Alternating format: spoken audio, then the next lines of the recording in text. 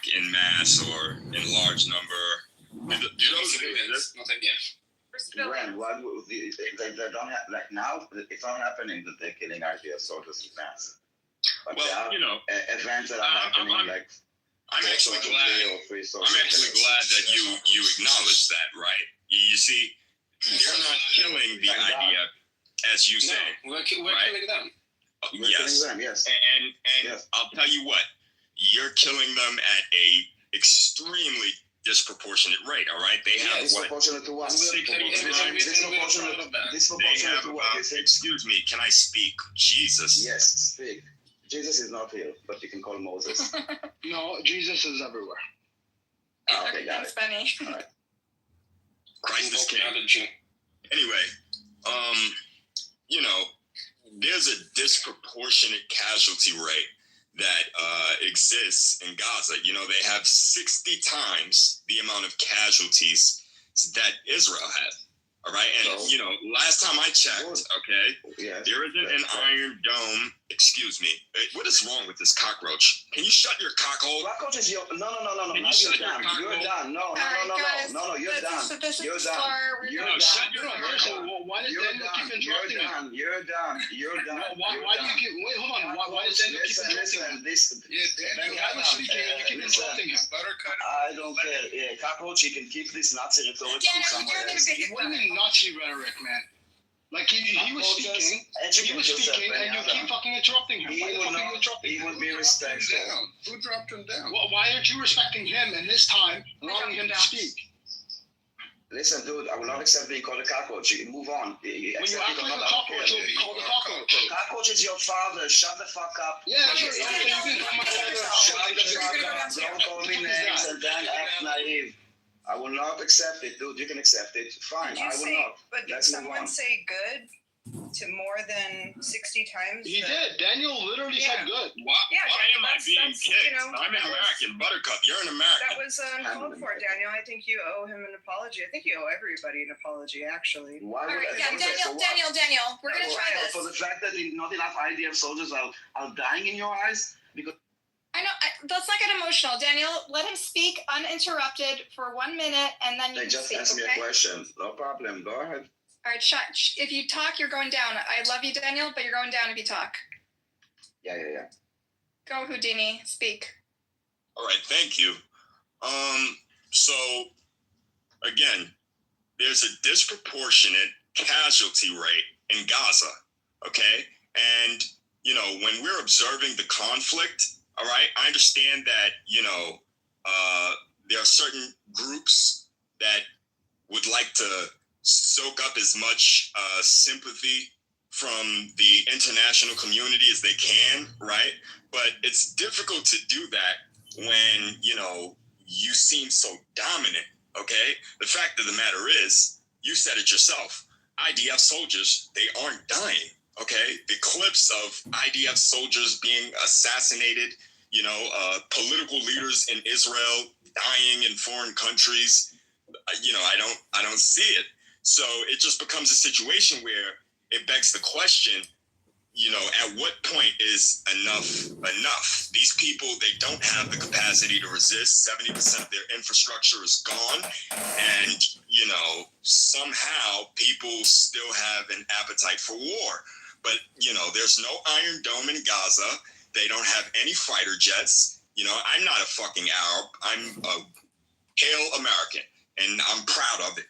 But the fact of the matter is, you know, I'm seeing perhaps a bit of, I'm seeing a bit of an inconsistency in our foreign policy, and I'm just being frank. Yeah. What maybe truly awoke in me? Okay, land your point. Maybe Hamas should surrender. Let him land. Khaled, we're not interrupting. Let him land. Land your point, Houdini. You just see a disproportionate outcome, right? Yeah, I'd like to finish. There's gross imbalance, right, between the casualty rate on both sides. Yes, there's most definitely a gross imbalance, right? And, you know, the media... It's been like that for every war with Gaza, 100%.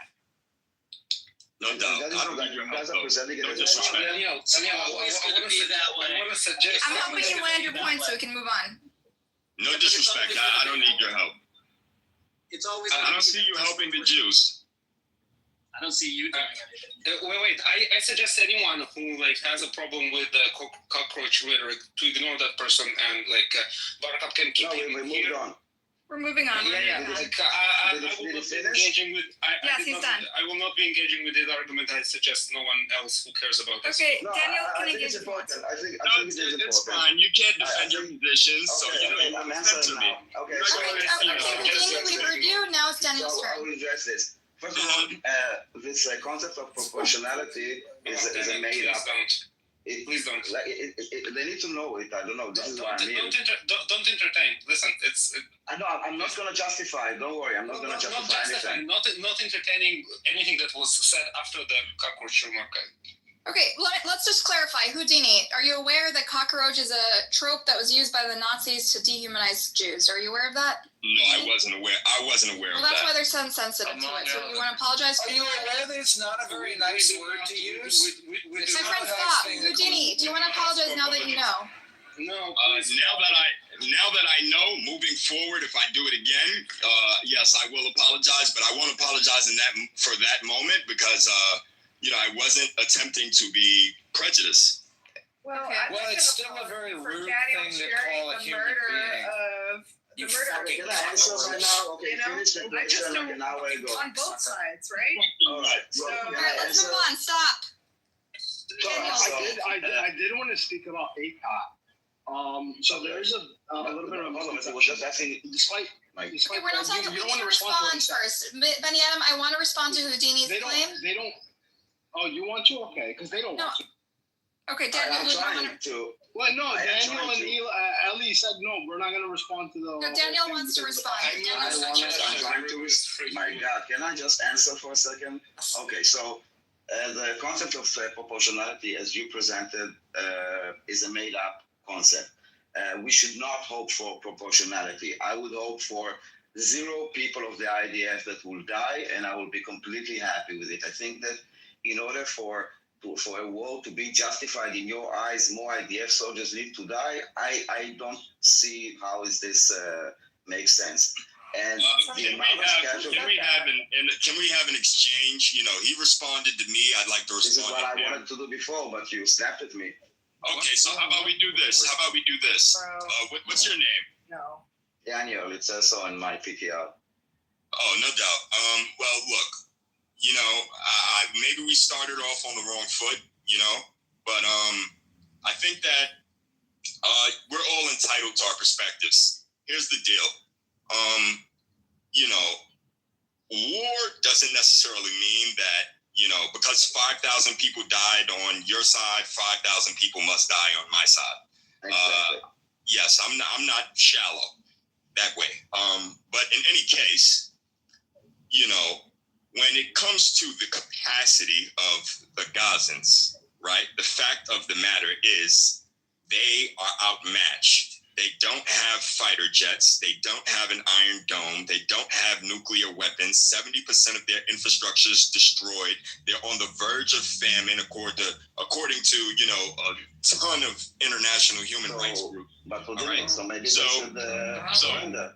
Hold on, I want to explain to Houdini. Houdini, so maybe they should, if this is a situation so clear, okay, why don't they release the hostages and surrender and put down and say, okay, we're done with this war. Take your hostages back. I'll be honest with you. This is my perspective. I think that Israel doesn't give a fuck about the hostages. And I'm not talking about This is all not of what the I Israeli asked. This is citizens. not what I asked. This is not what I asked you. I'm not talking Listen, I know it's not what you asked. blame Israel for I know it's not what everything. you asked. I'm asking about rebuttal. If this is a Mark, situation Mark, in Mark, Gaza, Mark, they don't have anything, and they're basically losing, the numbers, everything. Why don't they release the hostages and say, okay, we put down? I'll tell you why. I'll tell you why. Just give me about 30 seconds without interrupting me, okay? The You want to cover Israelis. this cause and you interrupted me in the middle of the Just let answer. him fucking talk, Daniel. I'd like to go next. Can I be put in the queue to go next? Who's this speaking? The Israelis, okay? Don't care about the hostages. We heard you. Yeah, we heard about you, but No doubt. But I'm sitting here having a conversation with Danny. Cauliflower. Hold on, Houdini, you stopped me in the middle of the answer. You said, shut the fuck up, Cauliflower. You're Why are you being a rude boy right now? Do you need to be punished? I'm sure you I will bend you over, Daniel.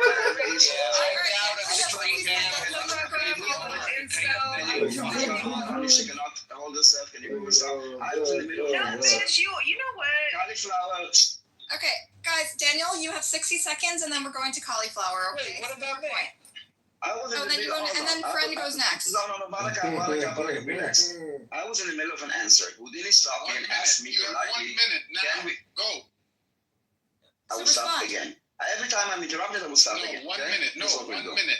Let's see. 1 minute. Okay, so. Okay, I will start again. So. I was in the middle of an answer, and then Houdini politely stopped me, even though he went mental when I stopped him, and asked me if it's okay that we will have an exchange, so he will be able to interrupt me.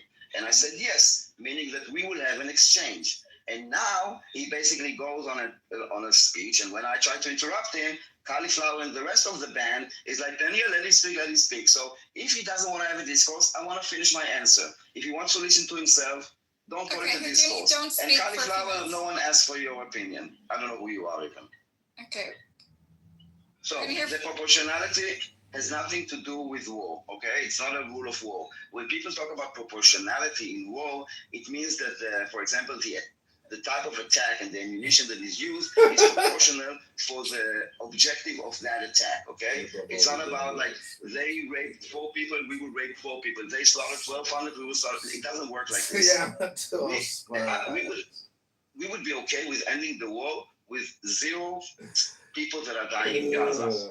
They just need to release the hostages and put down the arm. And all your like bullshit, Israel doesn't care about the hostages. You're crying here about the tens of thousands of Palestinians are dead.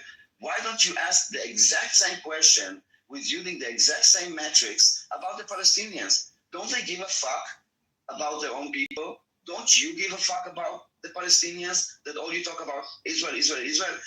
Palestinians can end this today, tomorrow, and yesterday by just releasing all the hostages and putting down their guns. Okay, thank you, Daniel. Good time. Cauliflower, you want to add something? Yeah, I'm gonna give my time to Houdini. Okay. That is very kind of you. It was always the Thank you so much.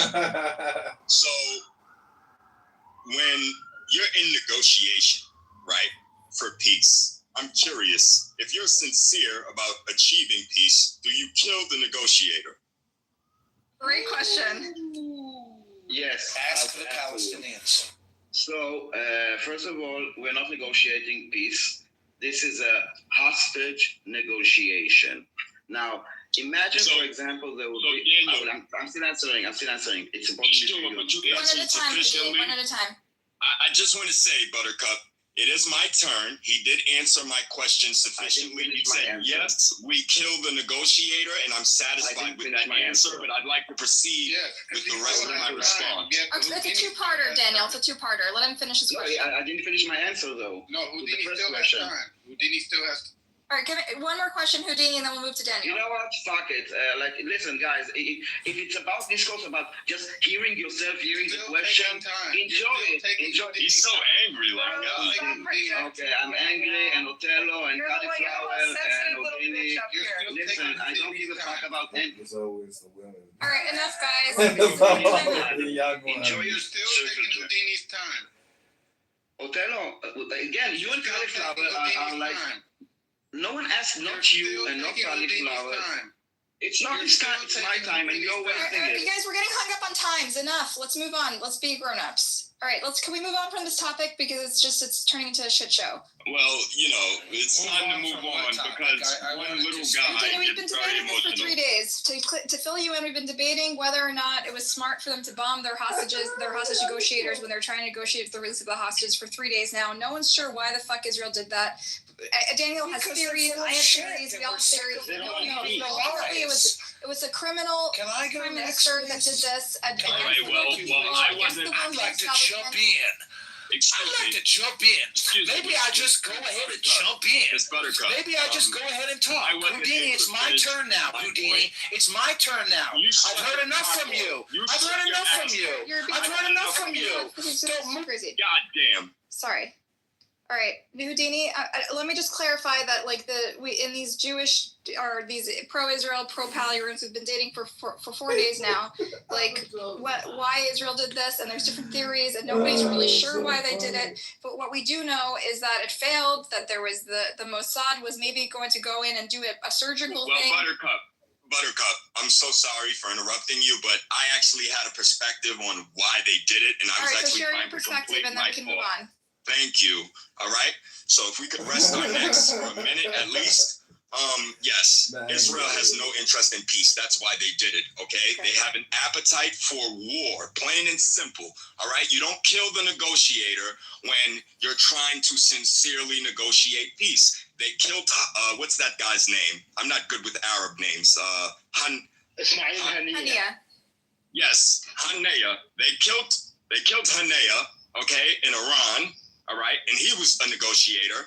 Not only did they kill him, they fucking bombed Qatar and totally disregarded, the American relationship that they also value, all right? So the fact of the matter is, when you're out to expand, right, you need to engineer a threat, okay? You need to create the demon so that you could further justify aggressive acts. Hence, Hamas being inflated to be this, organization that can rival Israel somehow, and they cannot. So, okay, you made your point. Thank you. I actually haven't. But you have more patience for Jews. You're exposing yourself. It's all right. Okay, What do you mean by expand? I'm giving you a chance to talk, Houdini, and you're being disrespectful. No, you have more patience for Jews. It's obvious. It's clear for any observer that Israel is an expansionist state. This is disputable. Yes, they are literally expanding constantly into the West Bank through their settlements. They have expanded their borders in Syria when they got the opportunity. They are talking about annexing Gaza. Yes, this is an expansion. There's no doubt about it. Thank you. Okay, so that's your opinion. See, we all have different views, and we respect each other's views. Houdini, that was a perspective that many of us have. I share your view that Israel is belligerent and out of control, and is a threat to regional stability, and we're all on the same page about that. Daniel has a different view, and that's okay, and we all respect each other's different views. But nobody knows what's in Bibi Netanyahu's head. He's a little bit crazy, and he's a little bit unhinged, and he's not. It's hard to know what he's thinking. Do you know what my view is? Yeah, tell us, Dan. All right, Danny, you want to speak, but keep it short. No, you said you know. I mean, we've talked about it for 3 days, but I would love to hear what your view is today. I'm trying to talk about it many times, but what happened now is what usually happens. You guys are not willing to get any. Just get to your point. Yeah, just make the point, Daniel. So much. No, you're not worth it, to be honest. Then be quiet. That's your choice. You can also not share your opinion if that's your choice. Jakob, do you want to share your opinion?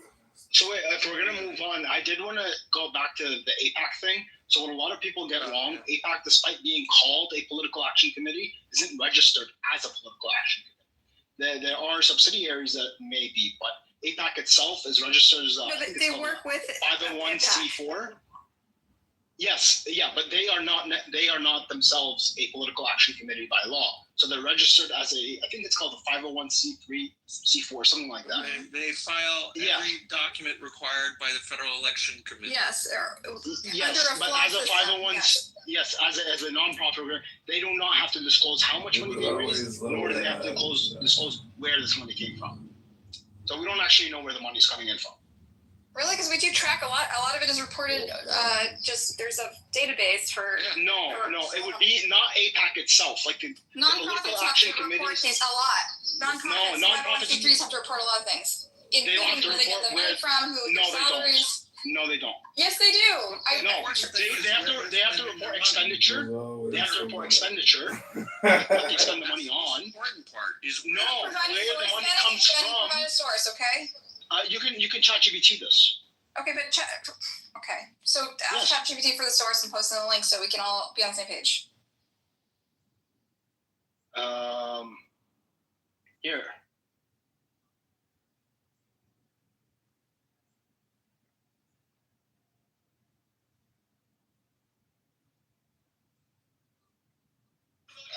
the chat, the chat GPT chat and the link and Hello. in the chat, and yeah, you can ask it like where the sources are from. So I'm driving. I can't really do the chat. Hi, everybody.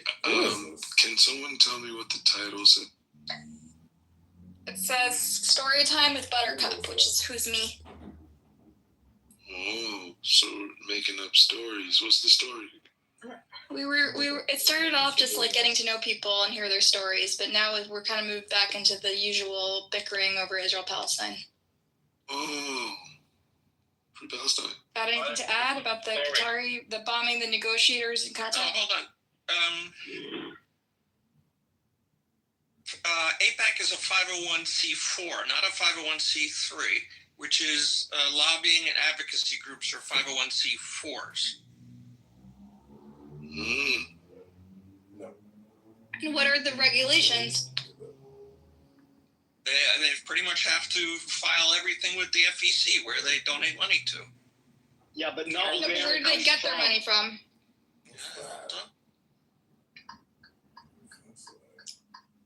They're getting it from and how much? Both of those things, but they don't have to disclose. No, I'm just pointing out. I thought you said that they were 501c3. I forgot what the exact term is, but like the point is that they don't have to disclose how much they raised, nor do they have to disclose where they raised it from.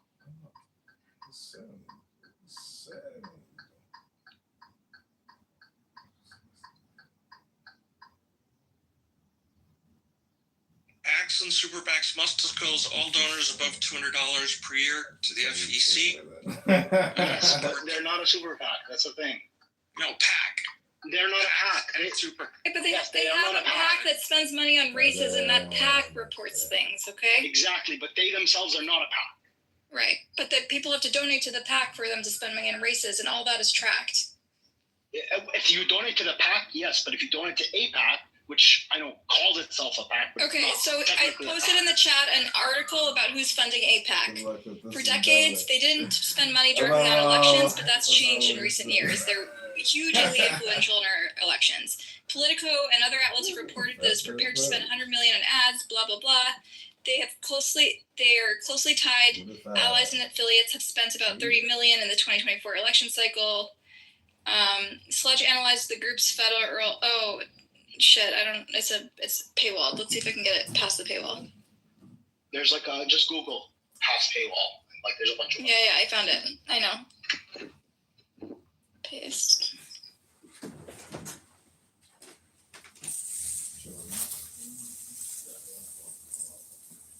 Okay, so no, they won't let me go. Let's see, maybe another one works. So Buttercup, are you a convert or were you born into Judaism? Doesn't matter. To me, I'm not religious. You know, so. converts are considered Jews from birth. no doubt. But Buttercup, do you have an answer or maybe not? I don't know. I'm ethnically Jewish. I'm not religiously Jewish. No doubt. So you were born a Jew. Yeah, is that a problem with you? Understood. No, it's not a problem. It just gives me insight into who I'm dealing with. Why? What about it? It's a distinction without a difference. By the way, you know converts are not completely equal to like born Jews, right? Oh yeah, that's the only thing they can't do is marry a rabbi. A Kohanim, yeah. Yeah, Kohanim. So like that's about it. No one's ever asked me if I'm a Jew in such an accusatory way. Their last name won't have a tribal last name. They'll say Ben Avraham or or Bat Sarah. No, I won't lie, Buttercup. You know, in real life, you know, people love me. You know, I'm not here to like satisfy anyone's ears. You know, as far as I'm concerned, and I mean this with no disrespect, but fuck what you think. It's just one of those situations where, like, when I'm in these sorts of environments, oh my God, do I get sick and tired of the gaslighting. It's like organized crime in these conversations. You know, some of these people that are pro-Israel, they'll just words on this app. You mean on this app? They are really nuts. The pro-Israel people. Yes, not just on this app though. You know, it's a problem. It's just a trend. like throughout the world, I'm bearing witness to. There are individuals who are pro-Israel, and they're not just Jewish. You know, you got that guy who's like the son of a Hamas leader, I think. You know, he's like, he's just nuts. Like, his perspective is just detached from reality. So, you know, I tend to get frustrated during these conversations, and yeah, I get curious about people. Who are you? So I'll give you some background. I'm a unique kind of in this app because the pro-Israel people call me a Nazi and the pro-Pallies call me a Zionist. And so because I consider what's happening in Gaza a genocide, but I also have family in Israel, and so I want to see their safety. And I think they need a new model that's sustainable and gives everyone equal rights under the law and ends the bloodshed, blah, blah, blah. But the pro-Israel people are upset because I use the genocide word, and the pro-Pallies are annoyed because I ultimately I think there should be. I don't know why they're mad at me. Honestly, they just because they throw me in purity tests. I need to be pure and have all my politics align with them 100%.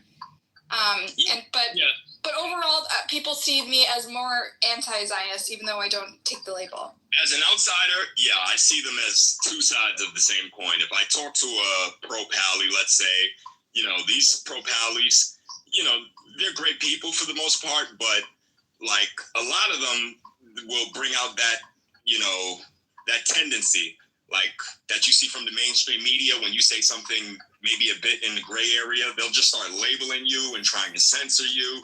And, you know, the Jews are, or the people that support the pro-Israel position, they're no different.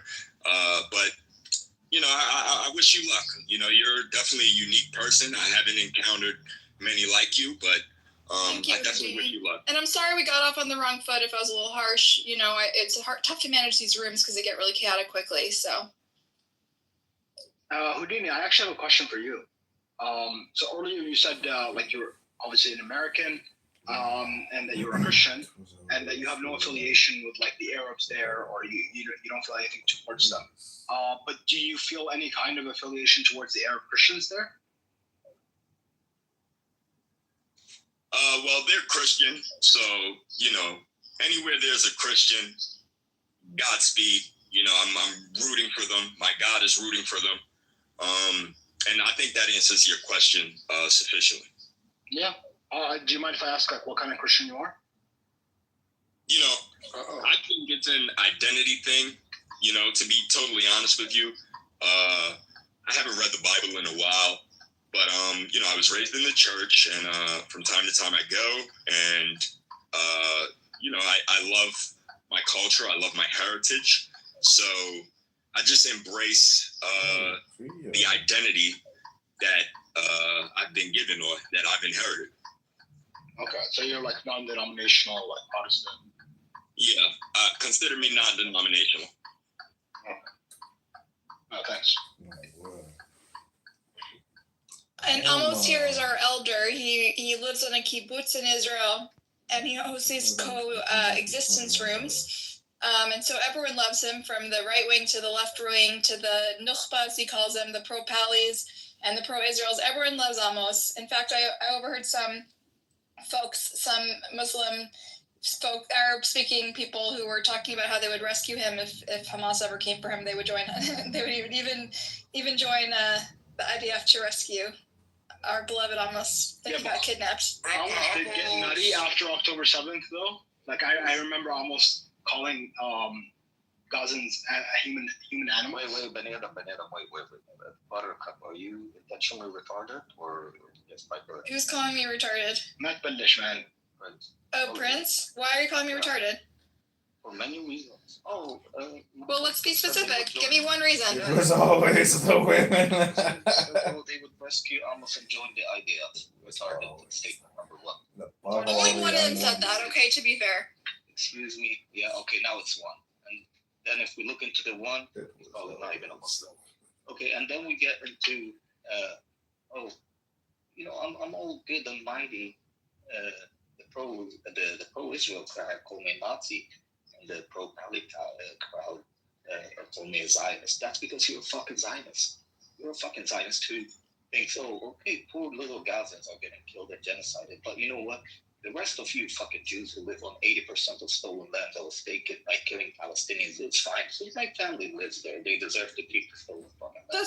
That's not, no, I think you misunderstood me, Prince. Your stance. Prince, do you want to talk about it or not? So, Prince, I don't know if you...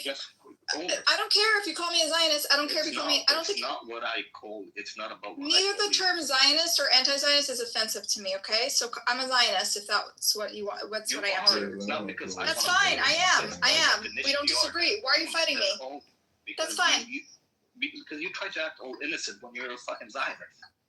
Okay. What's your point? I'm not objecting to any names you're calling me. What the fuck is that? I don't identify as a Zionist or an anti-Zionist for reasons that are maybe above. It's hard to explain because most Jews are categorized as Zionists, even if they're not. They don't identify that way. That's bullshit. Benny Adam, what's the definition of a Zionist? Okay, so I explained, I think, to Benny earlier. Benny Adam, what's the definition of a Zionist? Someone who believes in the state of Israel, basically. Or the right of Jews to settle that land. Yeah, which, by the way, I'm a Zionist.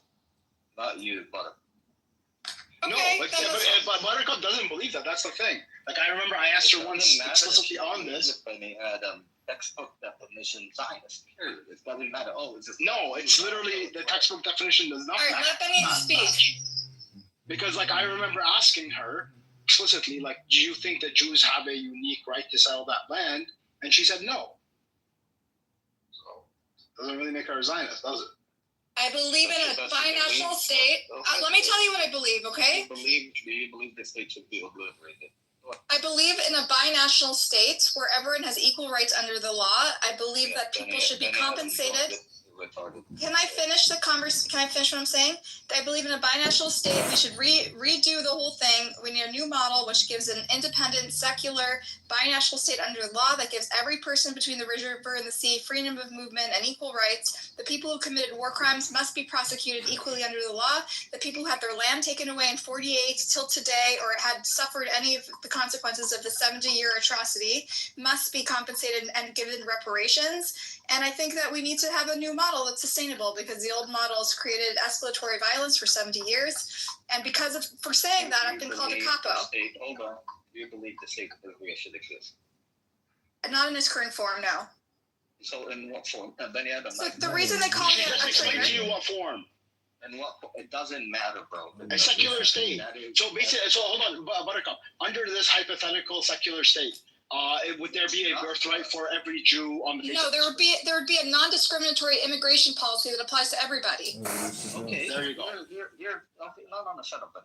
Here's the thing: we are 50 million Palestinians, overwhelmingly Muslim. What if we Palestinians decided we want to build an Islamic state? So we're gonna now have to take the opinion of our occupiers. Oh, dear Jews, would you like to live under our Palestinian Islamic state? Wait, no, not all Palestinians want an Islamic state. Bro, I said if we decided on. That's none of our business. It's our choice. So I think so this is a challenge, Prince. I agree it's a challenge. I prefer the Algerian model. You know what the Algerian model is? Every single motherfucker, and they settled in Algeria for way longer than they did in Palestine. Every single motherfucker who came on a fucking boat and took other people's land, get the fuck out. Okay, thank you for sharing your perspective. Some people. By the way, the Algerians also kicked out the Algerians who cooperated with the French. Yeah, that's like the collaborators. That's like you would kick out, like under your model, you would kick out the Druze as well. That's our decision to make, bro. That's our decision to make, not yours, not the Zionists.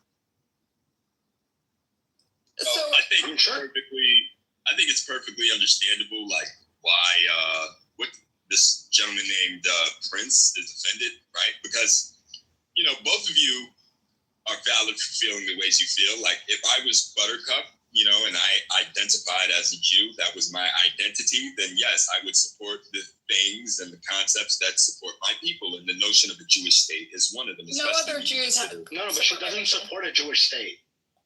State is probably going to be Arab majority, just demographically. Wait. Hold on. She supports Jews taking my land. Hold on. Let me reparations. Fuck your reparation. Take your reparation and take your people and get out. Okay, Wait, I wish I could, but I can't. Sorry, Prince. I don't know what to tell you. Wait, so you don't support a Jewish state? You I guys? support a new model. It's something else. I think it might be Jewish in character because of all the holy sites and all the history there. But I think we're going to have a secular government that allows everyone the right to vote. And the reason Jews oppose this binational state is for demographic reasons. They feel they'll be outnumbered and they'll establish exactly what Prince was describing, sort of an Islamic caliphate, which would enforce their type of government, and they're also fear genocide. Both sides fear the other one's going to genocide them or going to ethnically cleanse them, and both of their fears are justified, by the way, because both sides have elements that have threatened to genocide and ethnically cleanse the other side. So what we have the big problem is that both sides have a deep fear of being ethnically cleansed, and both of those fears are valid. And so that's why most people, I'm kind of on the fringe, most people, right, left, and center, think that we should have two states side by side because they think they're just going to kill each other and we can't trust them to be side by side. But I'm an outlier, and that's why the Jews think I'm a traitor because I'm going to get them genocided, and the Palestinians see me as a traitor because I'm going to get them genocided. And so I just have a fringe view, and so I'm a monster apparently. By the way, it's not that fringe. I've always been a one-stater. I don't think the two-state solution works. Yeah, I think at best this is a fantasy. At best, because the Jews, based on what I'm observing, I don't speak for Jews, but the Jews, they seem to be in love with themselves. They seem to be in love with their culture, and they're being socially engineered by the state to. Okay. I don't know. Socially engineered? I don't know what that means. No, that's actually true. Look. Wait, just like Buttercup, you were talking about how you grew up with like the Jewish education, yeah, I get what you're in saying, the camps and the whatnot. That's social engineering. Okay. Yeah, I don't know if that struck a nerve. I think people should be in love with themselves. Both sides are socially engineered to hate the other, to be honest. Like, let's be real about this situation. Yeah, but one is a little bit more vindicated than the other. Vindicated? What do you mean? The Palestinians because they got genocided? Yes. Well, before they got genocided and they taught them to invade and terrorize the Jews, then they were not vindicated? No, but when in 48, or even before that, since the Balfour Declaration, there's a legitimate fear of being genocided or ethnically cleansed, which did happen. Yeah, I know, I agree. I mean, the Jews, they essentially, I don't know why I'm hearing an echo. Is there some sort of recording? No. Oh, there might be a recording. Those two people that say anon in the audience, they're probably recording, but I'm not recording. Oh, that's cool. The Jews effectively started this, decade-long conflict. Effectively, any nation, and maybe you can prove me wrong. Maybe you're familiar with, an aspect of history that I'm not. But based on what I understand, there's no nation that has ever existed that has just willingly, given away land and just allowed people to establish countries for themselves. Okay, countries are born out of conflict, plain and simple, because whatever nation you're having to answer to that you want to secede from, they're going to be in disagreement with your secession. That was true for the Mormons in America, right? And, I don't see why it'd be any different for Jews living in British Mandate Palestine. The Palestinians, they see it as their land, right? They are the majority on the land.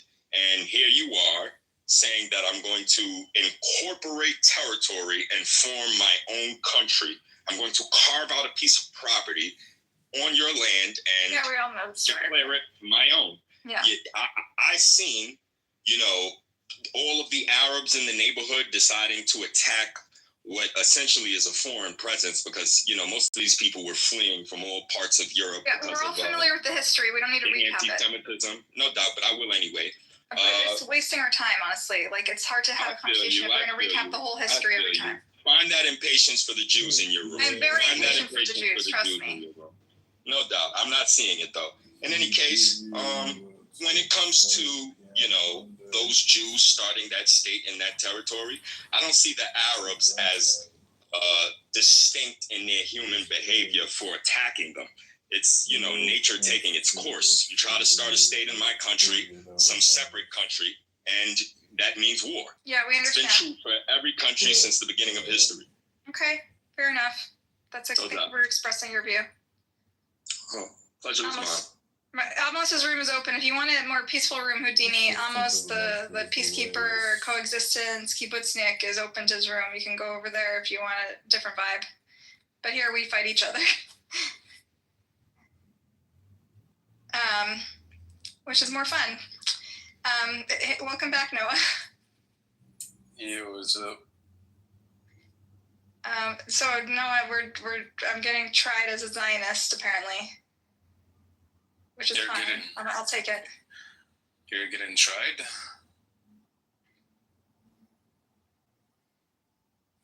Yeah, Prince. Tried and convicted. There is also Prince launched some pretty lengthy. You're very controversial here on this app. I'm not gonna lie, Buttercup. I know. Everybody thinks you're on the mission, like you're up to something. I'm getting paid by the other side. and I bet your messages and back channels, are they going crazy, Buttercup? Especially with BB, yeah. Not so bad. please, But but people would make up stories about you, like Baby, for example. Oh yeah, he pretends he boomed all my rooms, right? He goes around telling people that he's booming my rooms like this is a grown man. This is a man in his 50s. I don't think he's a grown man, actually. He crashes out. He loses his shit. I don't think a man loses his shit that quickly, not gonna lie. And screams like, bro, are you a bit insecure about your testosterone or what? Sister Buttercup, can you hear me? Yeah. I just wanted to say that I got nothing but love and respect for you. I see your vision. You're like a revolutionary on this app, and I support you. Thanks, Chucky. He's saying that to you because he's running for presidency, so he wants to get... Chucky for president. Chucky, are you a part of the Buttercup Army? I am. I'm a part of the Buttercup militia, man. I dedicate my life for her to protect her safety and her freedom of speech, man.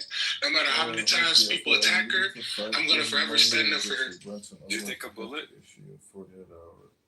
Yeah, I'll take a bullet in the jugular for her.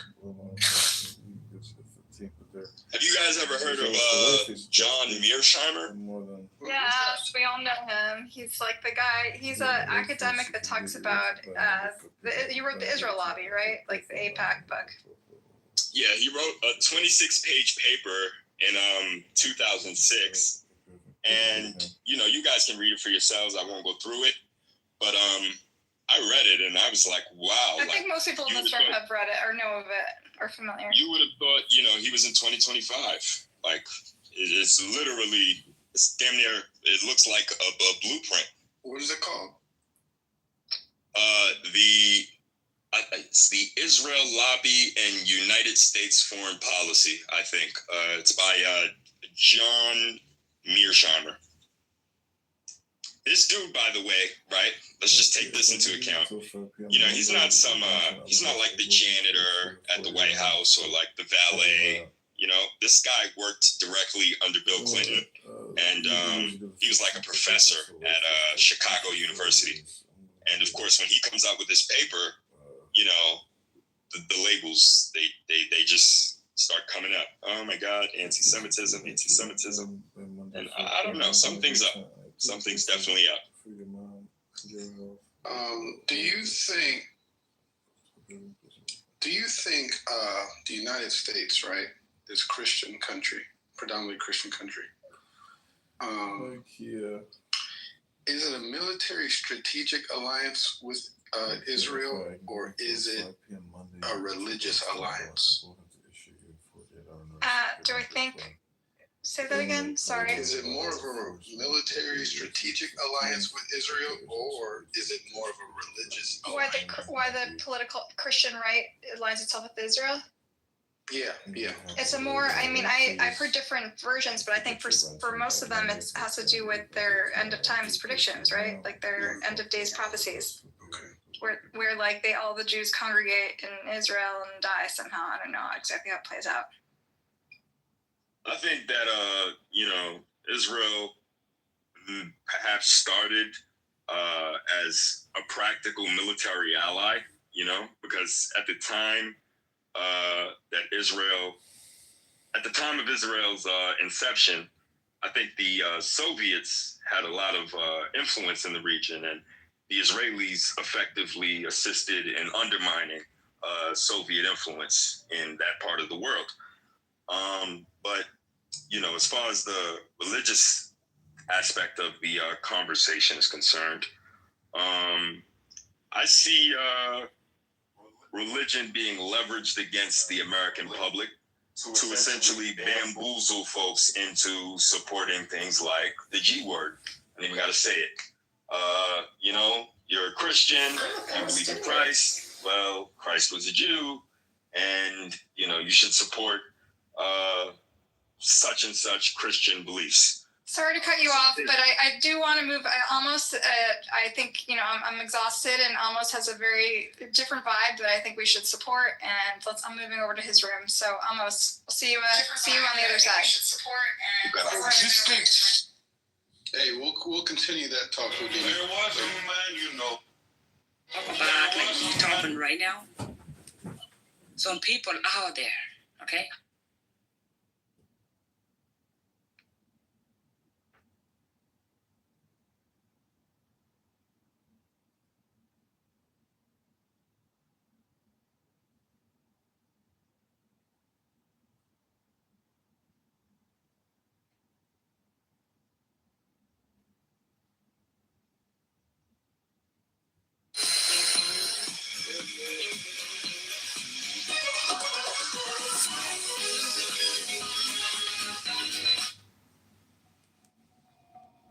The sayings of the Buddha. Choices. We are what we think. All that we are arises with our thoughts. With our thoughts we make the world. Speak or act with an impure mind, and trouble will follow you as the wheel follows the ox that draws the cart. We are what we think. There was a man, All that we are arises with our thoughts. With our thoughts we make the world. Speak or act with a pure mind, and happiness will follow you as your shadow, unshakable. Look how he abused me and beat me, how he threw me down and robbed me. Live with such thoughts, and you live in hate. Look how he abused me and beat me, how he threw me down and robbed me. Abandon such thoughts, and live in love. In this world, hate never yet dispelled hate. Only love dispels hate. This is the law, ancient and inexhaustible. You too shall pass away. Knowing this, how can you quarrel? How easily the wind overturns a frail tree. Seek happiness in the senses, indulge in food and sleep, and you too will be uprooted. The wind cannot overturn a mountain. Temptation cannot touch the man who is awake, strong and humble, who masters himself and minds the law. If a man's thoughts are muddy, if he is reckless and full of deceit, how can he wear the yellow robe? Whoever is master of his own nature, bright, clear, and true, he may indeed wear the yellow robe. Mistaking the false for the true, and the true for the false, you overlook the heart and fill yourself with desire. See the false as false, the true as true. Look into your heart. Follow your nature. An unreflecting mind is a poor roof. Passion, like the rain, floods the house. But if the roof is strong, there is shelter. Whoever follows impure thoughts suffers in this world and the next. In both worlds he suffers, and how greatly, when he sees the wrong he has done. But whoever follows the law is joyful here and joyful there. In both worlds he rejoices, and how greatly, when he sees the good he has done. For great is the harvest in this world, and greater still in the next. However many holy words you read, however many you speak, what good will they do you if you do not act upon them? Are you a shepherd who counts another man's sheep, never sharing the way? Read as few words as you like, and speak fewer, but act upon the law. Give up the old ways, passion, enmity, folly. Know the truth, and find peace. Share the way. Wakefulness. Wakefulness is the way to life. The fool sleeps, as if he were already dead, but the master is awake, and he lives forever. He watches. He is clear. How happy he is, for he sees that wakefulness is life. How happy he is, following the path of the awakened. With great perseverance he meditates, seeking freedom and happiness. So, awake, reflect, watch, work with care and attention. Live in the way, and the light will grow in you. By watching and working, the master makes for himself an island which the flood cannot overwhelm. The fool is careless, but the master guards his watching. It is his most precious treasure. He never gives in to desire. He meditates, and in the strength of his resolve he discovers true happiness. He overcomes desire, and from the tower of wisdom he looks down with dispassion upon the sorrowing crowd. From the mountaintop he looks down on those who live close to the ground. Mindful among the mindless, awake while others dream, swift as the racehorse, he outstrips the field. By watching, Indra became king of the gods. How wonderful it is to watch, how foolish to sleep. The beggar who guards his mind and fears the waywardness of his thoughts burns through every bond with the fire of his vigilance. The beggar who guards his mind and fears his own confusion cannot fall. He has found the way to peace. Mind. As the fletcher whittles and makes straight his arrows, so the master directs his straying thoughts. Like a fish out of water, stranded on the shore, thoughts thrash and quiver, for how can they shake off desire? They tremble, they are unsteady, they wander at their will. It is good to control them, and to master them brings happiness. But how subtle they are, how elusive. The task is to quieten them, and by ruling them to find happiness. With single-mindedness, the master quells his thoughts. He ends their wandering. Seated in the cave of the heart, he finds freedom. How can a troubled mind understand the way? If a man is disturbed, he will never be filled with knowledge. An untroubled mind, no longer seeking to consider what is right and what is wrong, a mind beyond judgments, watches and understands. Know that the body is a fragile jar, and make a castle of your mind. In every trial, let understanding fight for you, to defend what you have won. For soon the body is discarded.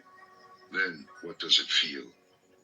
A useless log of wood, it lies on the ground. Then what does it know? worst enemy cannot harm you as much as your own thoughts unguarded.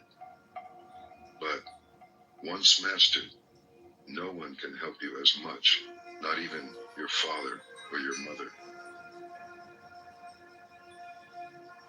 Flowers. Who shall conquer this world and the world of death with all its gods? Who shall discover the shining way of the law?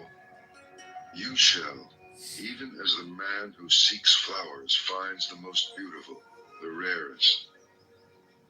Understand that the body is merely the foam of a wave, the shadow of a shadow. Snap the flower arrows of desire, and then, unseen, escape the king of death, and travel on. Death overtakes the man who gathers flowers, when with distracted mind and thirsty senses, he searches vainly for happiness in the pleasures of the world. Death fetches him away as a flood carries off a sleeping village. Death overcomes him when, with distracted mind and thirsty senses, he gathers flowers. He will never have his fill of the pleasures of the world. The bee gathers nectar from the flower without marring its beauty or perfume. So let the master settle and wander. Look to your own faults, what you have done or left undone. Overlook the faults of others. Like a lovely flower, bright but scentless, are the fine but empty words of the man who does not mean what he says. Like a lovely flower, bright and fragrant, are the fine and truthful words of the man who means what he says. Like garlands woven from a heap of flowers, fashioned from your life as many good deeds. The perfume of sandalwood, rosebay, or jasmine cannot travel against the wind, but the fragrance of virtue travels even against the wind as far as the ends of the world. How much finer is the fragrance of virtue than of sandalwood, rosebay, of the blue lotus, or jasmine? The fragrance of sandalwood and rosebay does not travel far, but the fragrance of virtue rises to the heavens. Desire never crosses the path of virtuous and wakeful men. Their brightness sets them free. How sweetly the lotus grows in the litter of the wayside. Its pure fragrance delights the heart. Follow the awakened, and from among the blind, the light of your wisdom will shine out purely. The fool. With IXL, not only does Charlie get extra math practice and guidance, but he's also able to explore other topics and skills he's interested in. There's an endless number of skills that match exactly what my kids are working on in class right now. And we so need to... How long the night to the watchman? How long the road to the weary traveler? How long the wandering of many lives to the fool who misses the way? If the traveler cannot find master or friend to go with him, let him travel on alone rather than with a fool for company. My children, my wealth, so the fool troubles himself. But how has he children or wealth? He is not even his own master. The fool, who knows he is a fool, is that much wiser. The fool who thinks he is wise is a fool indeed. Does the spoon taste the soup?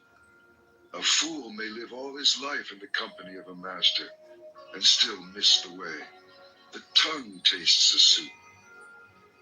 If you are awake in the presence of a master, one moment will show you the way. The fool is his own enemy. The mischief he does is his undoing. How bitterly he suffers. Why do what you will regret? Why bring tears upon yourself? Do only what you do not regret, and fill yourself with joy. For a while, the fool's mischief tastes sweet, sweet as honey. But in the end it turns bitter, and how bitterly he suffers. For months the fool may fast, eating from the tip of a grass blade. Still, he is not worth a penny beside the master whose food is the way. Fresh milk takes time to sour, so a fool's mischief takes time to catch up with him. Like the embers of a fire, it smolders within him. Whatever a fool learns, it only makes him duller. Knowledge cleaves his head, but then he wants recognition, a place before other people, a place over other people. You don't know. Let them know my work. Let everyone look to me for direction. Such are his desires. Such is his swelling pride. One way leads to wealth and fame, the other to the end of the way. Look not for recognition, but follow the awakened and set yourself free. The wise man. The wise man tells you where you have fallen, and where you yet may fall, invaluable secrets. Follow him, follow the way. Let him chasten and teach you and keep you from mischief. The world may hate him, but good men love him. Do not look for bad company, or live with men who do not care. Find friends who love the truth. Drink deeply. Live in serenity and joy. The wise man delights in the truth and follows the law of the awakened. The farmer channels water to his land. The fletcher whittles his arrows, and the carpenter turns his wood.